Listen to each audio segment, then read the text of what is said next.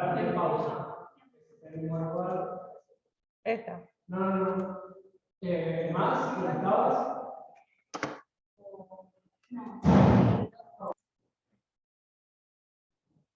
Bueno, el día de hoy les voy a compartir un caso que tuvimos de una cistitis enfisematosa, como para tener una breve descripción de lo que es la enfermedad y cómo se llegó al diagnóstico en este paciente. Se trata de un paciente de 59 años, coronario, que en el 2013 le diagnosticaron una leucemia linfática crónica por una citometría de flujo, por una leucocitosis que venía presentando el paciente, y que tiene progresión de la enfermedad entre 2013 y 2014, no solo de la leucocitosis, sino de las adenopatías periféricas. Recibió ciclo con fludarabina, con rituximab y con ciclophosphamida, 5 ciclos, que tiene una remisión con enfermedad residual mínima positiva hasta febrero de 2015, ya que no completó tampoco los 6 ciclos porque hizo toxicidad al esquema recibido. Durante ese tiempo el paciente estaba estable de su enfermedad, con una recaída en el 2018 por crecimiento de adenopatías, con aumento de la leucocitosis progresiva, y se inicia ibrutinib, que lo hace hasta diciembre del 2021. En diciembre del 2021 el paciente presenta inversión de la fórmula con plaquetopenia, con leucocitosis severa, con requerimiento de una nueva función aspiración de médula ósea, con un diagnóstico de una mielodisplasia y un diagnóstico de un linfoma no Hodgkin de alto grado, con un PET que mostraba captación patológica, y se diagnostica un síndrome de Richter. Hace esquema con azacitidina, venetoclax, rituximab, y tiene una remisión completa de la enfermedad, con enfermedad residual mínima negativa hasta abril del 2022.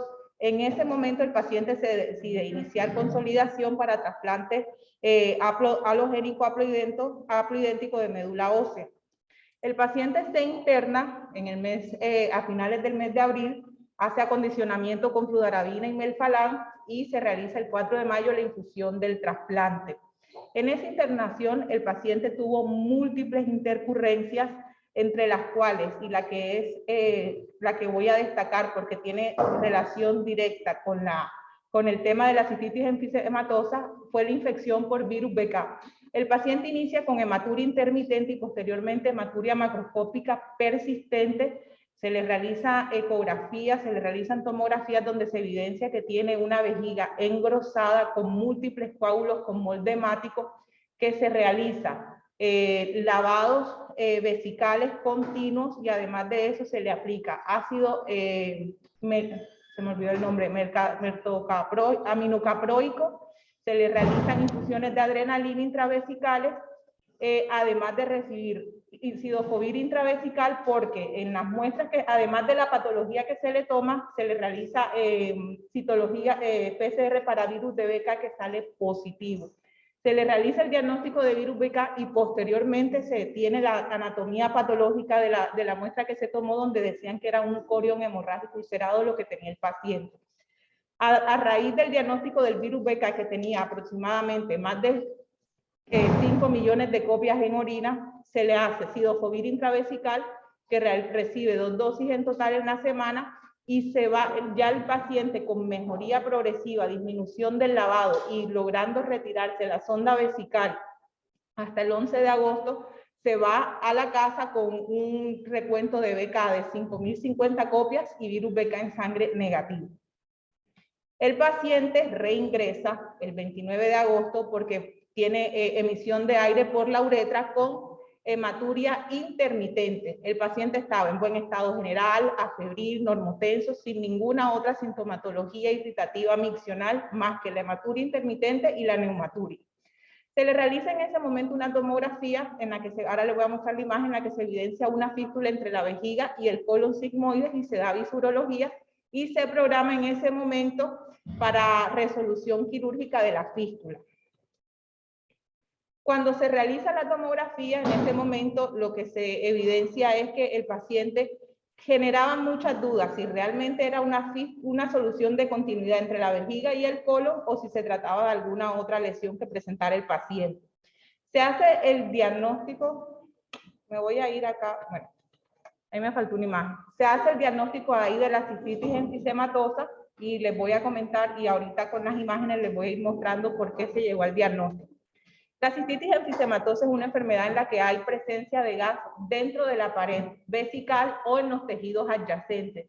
Los gérmenes más comunes que se presentan, que son gérmenes productores de gas y que en un 80% de los casos se aíslan, son E. coli y Klebsiella, en el 65 a 100% de los casos de los pacientes. Entre otros microorganismos están proteos, enterococos, pseudomonas, Clostridium perfringens, Candida albicans y los aspergillus.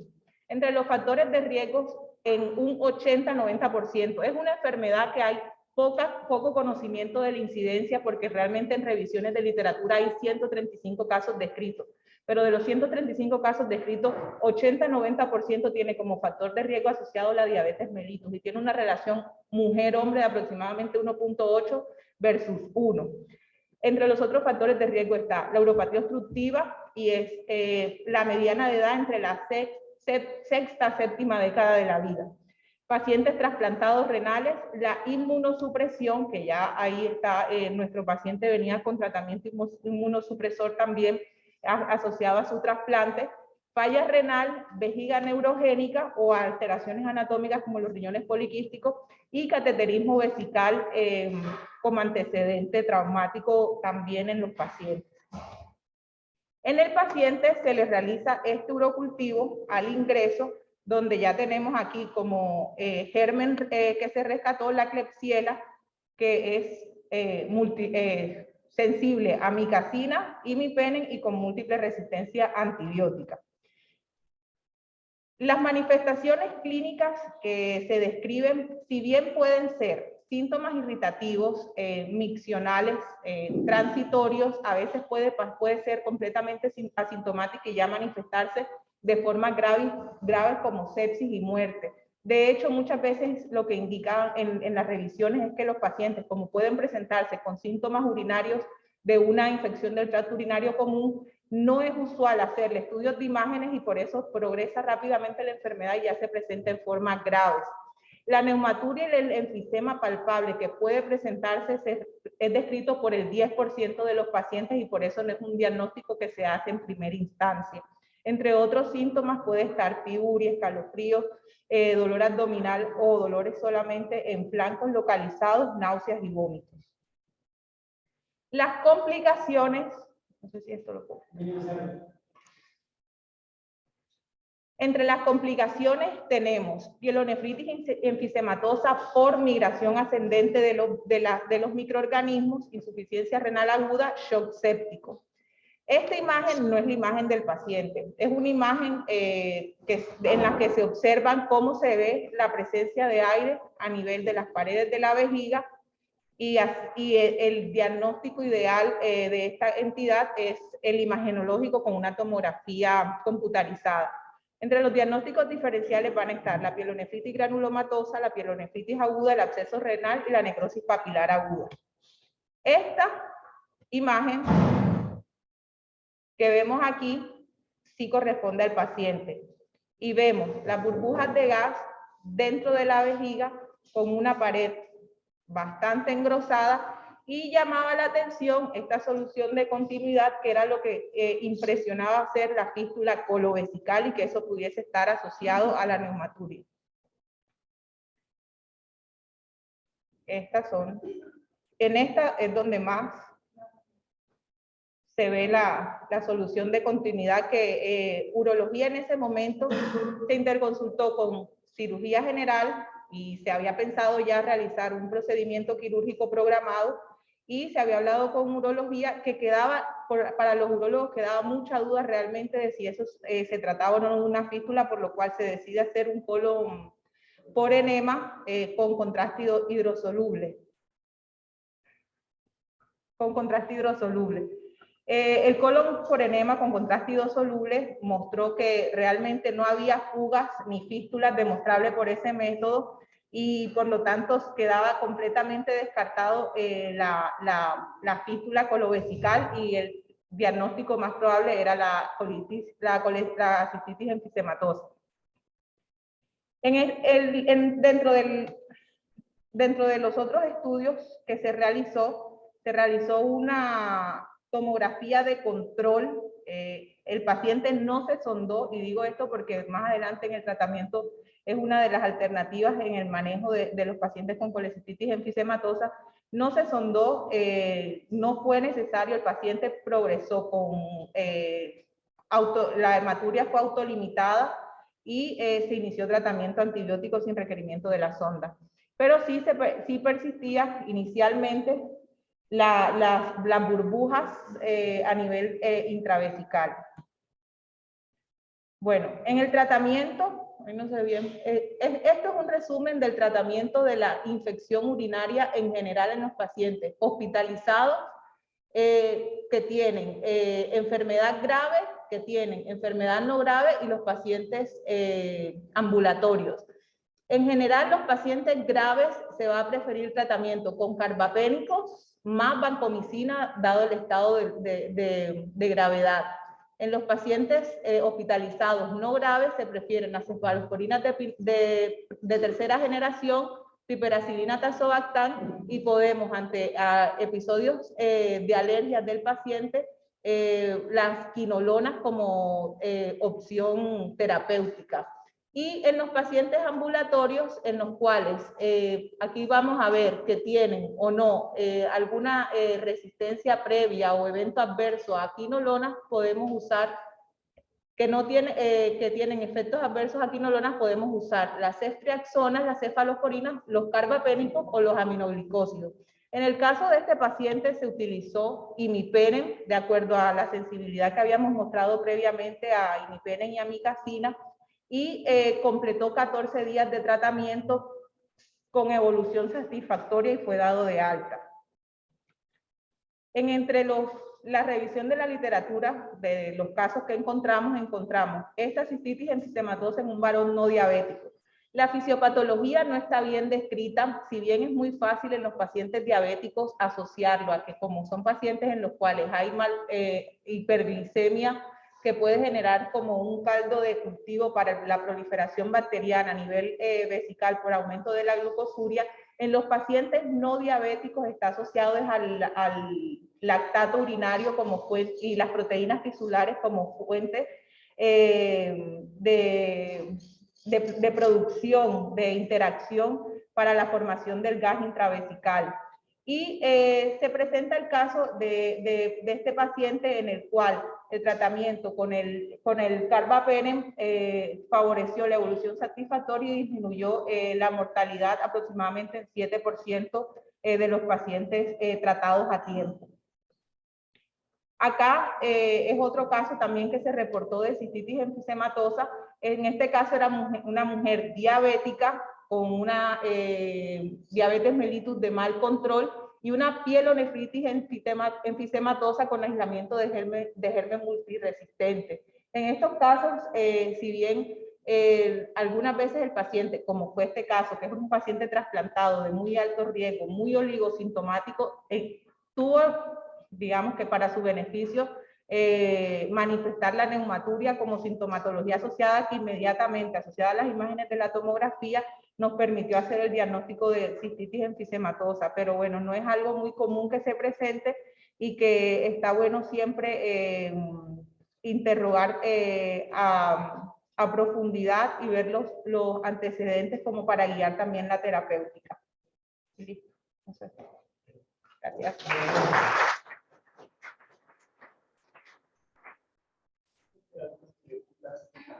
Yo lo conocí cuando tuve la cistitis por BK. Es un paciente muy instrumentado. Sí. Muchas veces entre los sondas, lavajes, mililitros hora. Entonces, encontrar aire en la vejiga en este paciente puede ser una circunstancia fortuita de introducción de los procesos invasivos. El primer elemento que creo que conspira fuertemente contra el diagnóstico. Pero ese fue sin hematuria, sin sonda vesical, originando espontáneamente y que lo hace 10 días posterior al salario. Con lo cual, a favor, que ya había tendencias claritas. Claras, digo que es un evento nuevo. Y vuelve y te dice, soda. Acá, soda. Soda. Soda. porque empieza a hacer pis y tira aire y lo relataba de polvo, en un lunes de guardia. Sí, yo estaba hablando de que se lo pasó, que era mi profesor con hematoma y después sentía justamente que salían las burbujas. Bien. El otro punto era, ¿había fecalurina? No, No había no había Eran fecalurina. orinas claras. Eran orinas, Porque, eran digamos, si hay fecalurina y hematuria, la no, posibilidad de fístula es no tenía. El tercero es Ahora, y además, lo que no estaba en la presentación, que además de colon por edema, y la tómbola lo único que hablaba de una impaginación o fístula comunicante. no es el método para ver fístula. Y lo hicimos con los productos de colon por edema, y después al otro día, uno le hizo una cistoscopia. La cistoscopía, eso se me faltó. Porque, por ejemplo, históricamente se hacían muchos estudios con colorantes, azul de metileno, índigo, carmín, que son distintos tipos de colorantes que vos los podés poner de un lado y tratar de recuperar el otro. Por ejemplo, instilar el recto, azul de índigo, carmín, y a ver si hay índigo, carmín al rato, relativamente precozmente, o a la inversa, a través de una cistoscopía, instilar y una torunda de algodón rectal, un hisopo rectal, ver si se tiñe de índigo-carmín o azul y el hisopo por el recto. Son las famosas estudios, sí, son figurografías.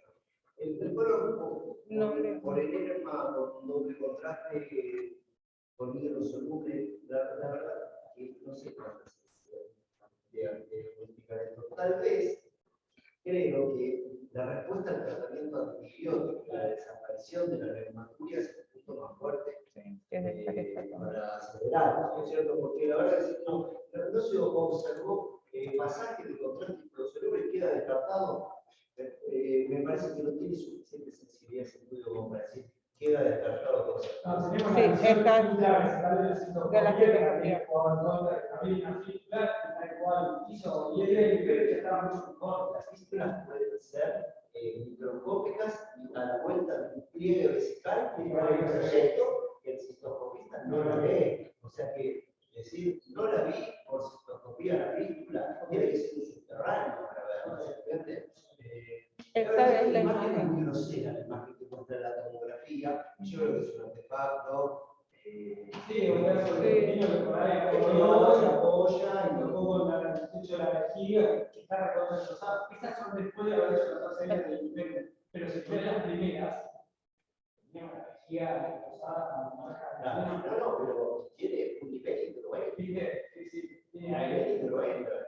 Y la imagen del nivel hidroaéreo no es tan característica como si no la imagen que contornea el borde interno de la vejiga con burbujas. Eso es una imagen famosa. Y de los cuales hay grados. Hay grados, ¿no? Grado 1, grado 2, grado 3, grado 4, que se ve toda la pared disecada por ahí. Yo creo que la respuesta al antibiótico es lo que termina siendo biológico. Yo creo mucho en la sensibilidad de ese estudio que hicieron, ni en la cistoscopía ni en el estudio soluble. Me llama la atención, es una pregunta para hacerle, si no utilizan más las víctimas como colorantes. Porque es un lindo caso para inducciones perjudicadas. Si el paciente se cura con esto, y además que el doctor cuenta la desaparición de aire, puede ser un motivo por el cual una fístula colovesical desaparece sin tratamiento. Ninguna. La fístula colovesical se mantiene con el débito, no desaparece, no hay ninguna posibilidad de desaparecer. Así que si todo el cuadro mejora, se cura y desaparece la neumaturia y la imagen de aire gaseosa, por tomografía desaparece con los antibióticos, creo que lo que termina por el sello de la. ¿Y vos encontraste 130 casos de la literatura? ¿Cómo? 130 casos de la Que hay 135 casos descritos. No, y necesito cuando vi, ¿no? El grande como tiene que llegar.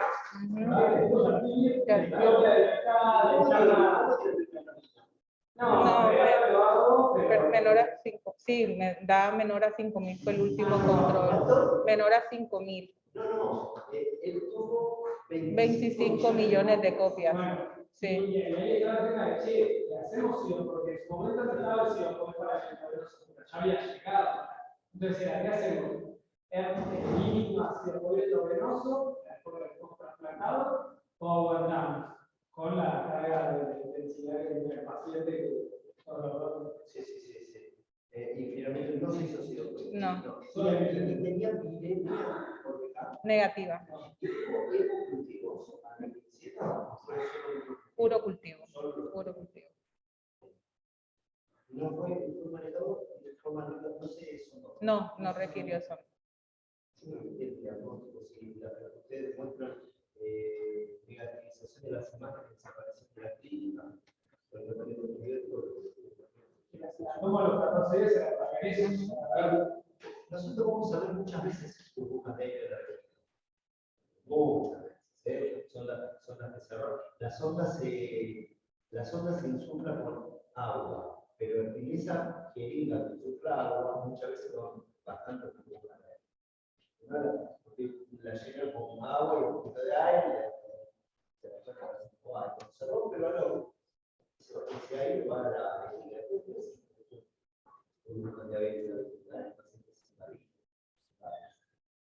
El tema es que en caso de parece la pared se da sí.